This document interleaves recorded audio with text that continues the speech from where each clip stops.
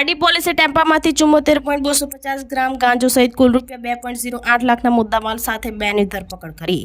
પ્રકાશસિંહ આ ગાંજો દમણ પાતેલાના બિપિન સાહુ પાસેથી મેળવતા ગણતરીના કલાકમાં તેને પણ પોલીસે ઝડપી પાડ્યો।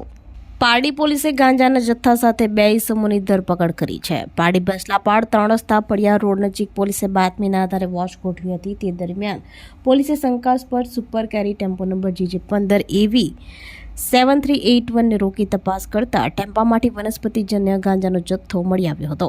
વલસાડ FSLની પ્રાથમિક તપાસમાં વનસ્પતિ ગાંજો હોવાની પુષ્ટિ થતાં પોલીસે પ્રકાશસિંહ કામેશ્વરસિંહ રાજપૂત રહેવાસી પારડી બાલદા GIDCને ઝડપી પાડવામાં આવ્યો હતો। પોલીસે 74.275 ગ્રામ ગાંજો જેની અંદાજિત કિંમત ₹3,726 તથા ટેમ્પો મોબાઈલ સહિત કુલ ₹2.08 લાખનો મુદ્દામાલ કબજે કર્યો હતો। આરોપીની પૂછપરછ કરતા પ્રકાશસિંહે આ ગાંજો દમણના પાતલા વિસ્તારમાં રહેતા બિપિન નામના વ્યક્તિ પાસેથી છૂટક વેચાણ માટે મેળવ્યો હતો। પોલીસે બિપિનની શોધખોળ શરૂ કરી હતી અને ગણતરીના કલાકમાં જ બિપિન સાહુની પણ ધરપકડ કરી હતી। આ સમગ્ર મામલે પારડી પોલીસે NDPS એક્ટ હેઠળ ગુનો નોંધી વધુ તપાસ હાથ ધરી છે।